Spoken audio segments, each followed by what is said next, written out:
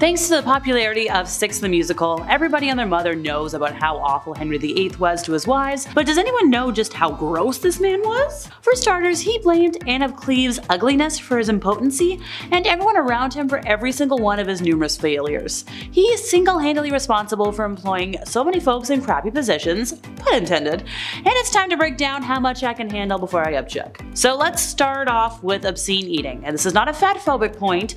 I'm not about to shame a man for growing from 32 inches to 52 inches in and of itself. It must have been humiliating for him to have to be winched onto his horse. Hell, it was said that two of the biggest men to be found in England could fit inside just his doublet. But his eating was undoubtedly something tough to imagine. He scarfed down huge quantities of spit-roasted meat, sparrow pies, his favorite, ale, wine, gin, and more. But there was also whale meat, beaver tails, swan, and others. And yeah, there was a lot of it, which means there's no excuse for the time that he tasted a delicious tart made by a servant and was so enchanted by it he decreed that nobody else could eat it but him. Turns out, in the last 10 years of his life, he was in near constant pain. So yes, I get that food was the only pleasure he had left, but like, ow!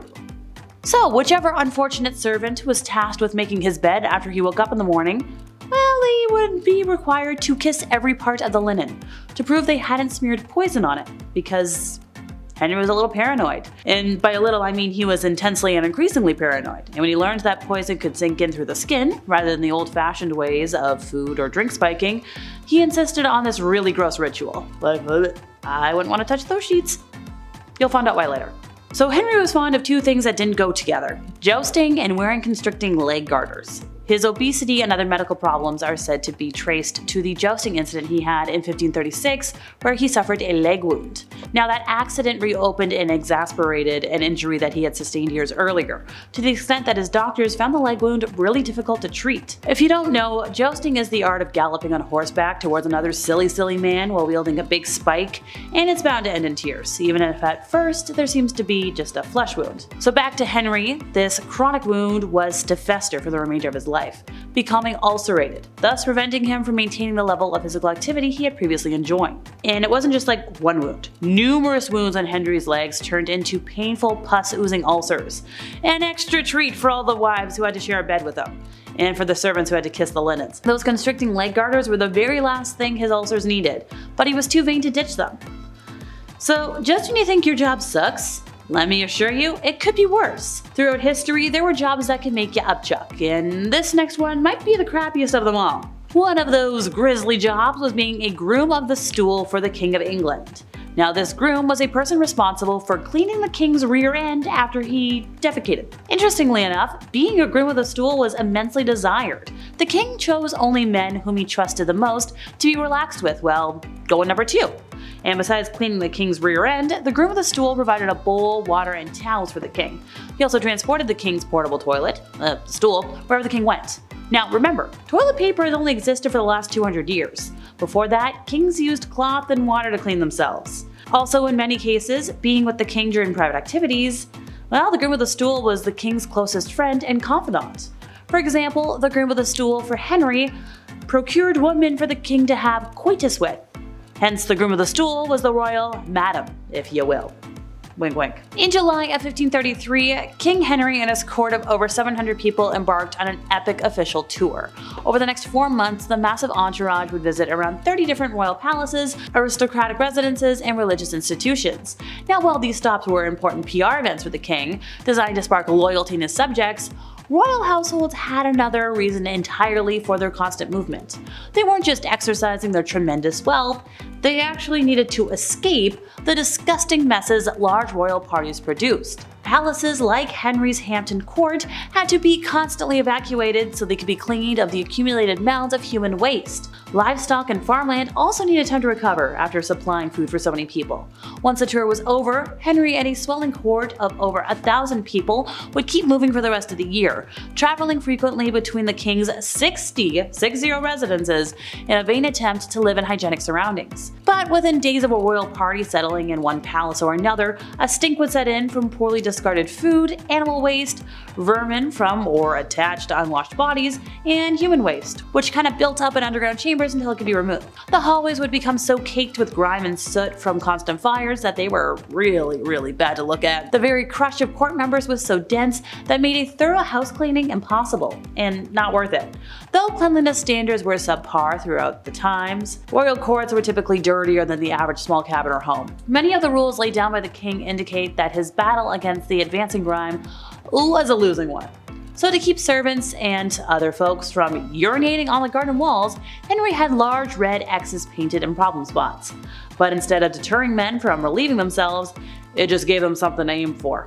Calls for people not to dump dirty dishes in the hallways or on the king's bed seemed to never be answered. Amazingly, Henry was even forced to decree that cooks in the royal kitchen were forbidden to work nude, or in garments of such vileness as they do now, nor lie in the nights and days in the kitchen or ground by the fireside. So to combat the problem, clerks of the kitchen were instructed to purchase honest and wholesome garments for the staff. Whatever that means. Alright, so it probably won't surprise you to hear that Henry VIII was homophobic, because it's not like he was trying to hide any of his other much more frowned upon qualities or anything, but in his time, being this way wasn't exactly considered to be a stain on a person's personality. So when the king passed England's first law criminalizing gay people, there wasn't exactly a whole lot of backlash.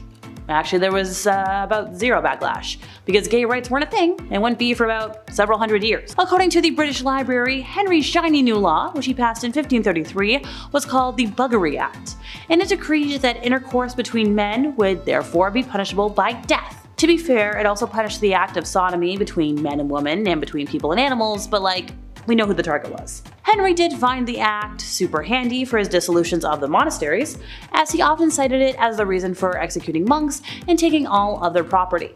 Now, the Buggery Act persisted well into the 19th century. The last 2 men executed for the crime died in 1835. So, you could say that Henry continued to be responsible for unjust executions for hundreds of years after his death. That's quite the legacy, Your Majesty. According to my record books, the court of Henry was one of history's most opulent. He inherited the equivalent of hundreds of millions of pounds, but was always on the point of bankruptcy. And that's why he looted monasteries. Evidently, nobody taught Henry the value of money when he was young, because just 1 year after inheriting the throne at the age of 18, he blew most of the kingdom's annual revenue on Christmas parties. Yes, everybody loves an epic party, and plenty of modern people go into debt so they can buy nice things for everybody on their list. But imagine spending £13.5 million in a single year? Henry's holiday expenses included food, entertainment, and gifts, and that kind of excess continued throughout all of Henry's reign. In fact, he was so into parties that he expanded the kitchens of Hampton Court Palace so they filled 55 rooms. Banquets frequently served up to 14 courses to 600 people and included dishes like grilled beaver tails, whole roasted peacock, and boar's head. So you could say Henry ate his kingdom's fortune, and that would actually be close to accurate. So as aware as I am that Henry didn't have any emojis at his disposal, his love letters were kind of brutal to read. They were on occasion sappy, if you will, saying, "I am stricken with the dread of love," or macho, like when he sent, "A buck killed late last night by my own hand, hoping that when you eat of it you may think of the hunter," but also gross. Wishing myself, especially an evening, in my sweetheart's arms, whose pretty duckies I trust shortly to kiss. Yeah, duckies are a part of the body? No. Just no. Ay. And finally, Henry's contemporaries like to remember the king's body count being somewhere in the neighborhood of 50,000 to 72,000 executions. No, not that kind of body count, folks. According to the BS historian, that was like 2.6% of the entire population of England, so it's probably not super accurate, but what is true is that he executed a lot of people. Anyone who didn't agree with the Act of Succession, for example, was considered guilty of treason. You couldn't even criticize Henry's marriage. Well, any of them. Ironically, the Act of Succession required everyone to take an oath recognizing Anne Boleyn as the rightful queen and all their offspring as legitimate heirs to the throne, though evidently Henry himself never took that oath since he had Anne executed and their daughter declared illegitimate after Anne failed to give him the son he wanted. Oh, but that's not all. Henry executed a lot of people, including potential rivals to the throne, the associates of both of his doomed wives, the leaders of the uprising called the Pilgrimage of Grace, and Thomas Cromwell. The real number of dead probably never reached 1,000 though, definitely never approached 72,000, but a few hundred is still an awful lot of heads. Among Henry's victims was a woman named Elizabeth Barton. Now, you're probably not shocked to hear that Henry executed women because, duh, he executed 2 of his own wives. But it might be kind of shocking to hear that Henry executed a nun, because nuns mostly seem pretty harmless. Well, unless he went to a Catholic school staffed by nuns armed with wooden rulers. Then you probably disagree with me. According to the Anne Boleyn files, Barton was sort of a minor celebrity because she'd become a nun not long after she began having visions of marvelous holiness in rebuke of sin and vice. And one of her many visions had to do with the divorce of Henry and Catherine of Aragon. Barton predicted that the divorce would be Henry's downfall.